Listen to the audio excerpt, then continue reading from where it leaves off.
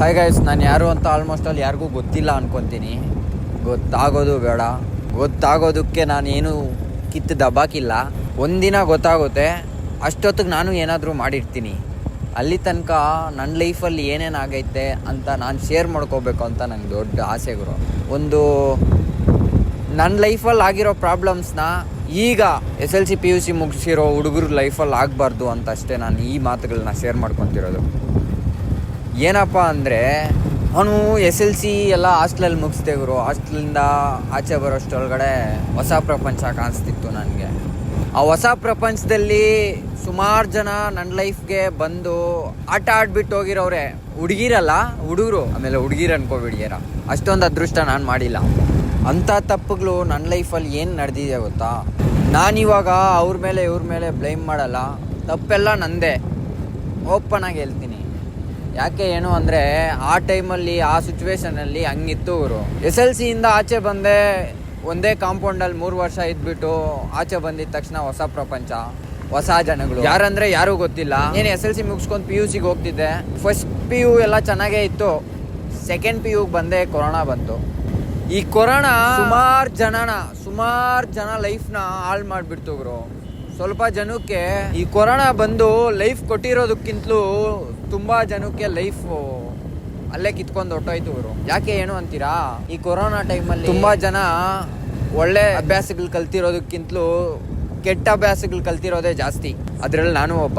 ಒಂದು ಚಿಕ್ಕ flag ಸಿಗರೇಟಲ್ಲಿ start ಆಗಿದ್ದು ಕೊನೆಗೆ ಎಲ್ಲಿ ತಂದು ನಿಲ್ಲಿಸ್ತು ಗೊತ್ತಾ? ಅದನ್ನೆಲ್ಲ ಹೇಳ್ಕೊಬಾರ್ದು, ಬಟ್ ನನಗೂ ಹೇಳಕ್ಕೆ ಇಷ್ಟ ಇಲ್ಲ.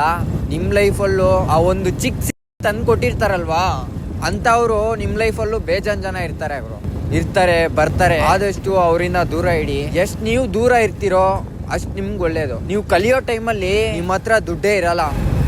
ಆ ಏಜಲ್ಲಿ ನಮಗೆ ಏನಂದ್ರೆ ಏನು ಗೊತ್ತಾಗ್ತಿರಲ್ಲ. ನಮ್ಮ ಜೊತೆ ಯಾರು ಚೆನ್ನಾಗಿ ಮಾತಾಡ್ತಿರ್ತಾರೆ, ಯಾರು ಚೆನ್ನಾಗಿ ನಗ್ನಾಗ್ತಾ ಇರ್ತಾರೋ ಅವ್ರನ್ನ ನಂಬದಷ್ಟು ಯಾರನ್ನೂ ನಂಬಲ್ಲ ನಾವು ಆ ಟೈಮಲ್ಲಿ. ಆಗ ಗೊತ್ತಾಗಲ್ಲ ಅವರೇ ತಿಕ್ಕ ಹೊಡಿಯೋದು ಅಂತ. ಒಂದಿನ ಗೊತ್ತಾಗುತ್ತೆ ಇಷ್ಟೆಲ್ಲ ನಮ್ಮ ಲೈಫ್ ಹಾಳಾಗೋದಕ್ಕೆ ಇಂಥವ್ರೇ ಕಾರಣ ಅಂತ. ಯಾಕೆ ಈ ಥರ ಹೇಳ್ತೀನಿ ಅಂದರೆ, ನನ್ನ ಲೈಫಲ್ಲಿ ಒಂದು 3 ರಿಂದ 4 ಜನನ ಯಾವ ಥರ ನಂಬಿದ್ದೆ ಗೊತ್ತಾಗ್ರು. ಪ್ರಾಣ ಕೊಡೋಕ್ಕೂ ರೆಡಿಯಾಗಿದ್ದೆ.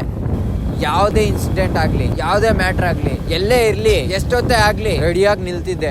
ಬಟ್ ಈಗ ನಮ್ಮ ಲೈಫ್ಗೆ ದೊಡ್ಡ ದುಶ್ಮನ್ಗಳು ಅವರೇ ಆಗ್ಬಿಟ್ಟವ್ರೆ. ಆದ್ರೂ ಪರವಾಗಿಲ್ಲ. ನನ್ನ ಹಾರ್ಟ್ ಏನ್ ಹೇಳುತ್ತೆ ಅಂದ್ರೆ, ಒಂದಿನಕ್ಕೋಸ್ಕರ ಕಾಯೋಣ. ಒಂದ್ಸಲ ನಾನು ನಂಬಿಟ್ಟಿದ್ದೀನಿ, ಒಂದ್ಸಲ ಅವ್ರನ್ನ ನಂಬಿ ಜಾಸ್ತಿ ಫೀಲಿಂಗ್ಸ್ ತುಂಬ್ಕೋಬಿಟ್ಟಿದೆ. ಈಗ ಅವ್ರನ್ನ ಎದುರಾಕೊಳ್ಳೋ ಇದಾಗ್ತಾ ಇಲ್ಲ. ಅವರು ಆಟೋ ಸಪೋರ್ಟ್ ಮಾಡ್ತಾ ಇಲ್ಲ. ಇವಾಗೂ ಅಷ್ಟೇ, ಅವ್ರು ಏನೇ ಮಾಡಿದ್ರು, ಅವ್ರು ಏನೇ ಅಂದ್ರೂ ಅವ್ರನ್ನ ಒಂದ್ ಮಾತು ಕೂಡ ಅನ್ನಕ್ ಮನ್ಸು ಬರಲ್ಲ. ಒಂದ್ ಕಡೆ ಎಷ್ಟು ಬೇಜಾರಾಗ್ತಿರುತ್ತೆ ಗೊತ್ತಾ? ಏನ್ ಮಾಡಕ್ಕಾಗಲ್ಲ, ಸಹಿಸ್ಕೊಂಡು ಒಂದಲ್ಲ ಒಂದಿನ ಅವ್ರಿಗೂ ಅರ್ಥ ಆಗುತ್ತೆ, ಅವರು ತಿಳ್ಕೊಂತಾರೆ. ಅಲ್ಲಿ ತನಕ ನಾವು ವೆಯ್ಟ್ ಮಾಡೋಣ ಅಂತ ಅಷ್ಟೇ. ನಿಮ್ಮ ಲೈಫಲ್ಲೂ ಇದೇ ಥರ ಯಾರಾದರೂ ಇದ್ರೆ ಟೈಮ್ ಕೊಡಿ. ಒಂದಲ್ಲ ಒಂದಿನ ಅವರು ತಿದ್ಕೊಂತಾರೆ. ನನ್ನ ಲೈಫಲ್ಲಿ ಇನ್ನೂ ತಿದ್ಕೊಂಡಿಲ್ಲ. ಒಂದಲ್ಲ ಒಂದಿನಕ್ಕೋಸ್ಕರ ವೆಯ್ಟ್ ಮಾಡ್ತಾ ಇದ್ದೀನಿ. ಅಲ್ಲಿ ತನಕ ನನ್ನ ಕಷ್ಟ ಸುಖಗಳನ್ನ ನಿಮ್ಮ ಜೊತೆ ಶೇರ್ ಮಾಡ್ಕೊಂತಿರ್ತೀನಿ. ನನ್ನ ಇಷ್ಟಪಡೋರು ಮಾತ್ರ ಫಾಲೋ ಮಾಡ್ಕೊಳ್ಳಿ. ಮತ್ತೆ ಭೇಟಿಯಾಗೋಣ. ನಮಸ್ಕಾರ.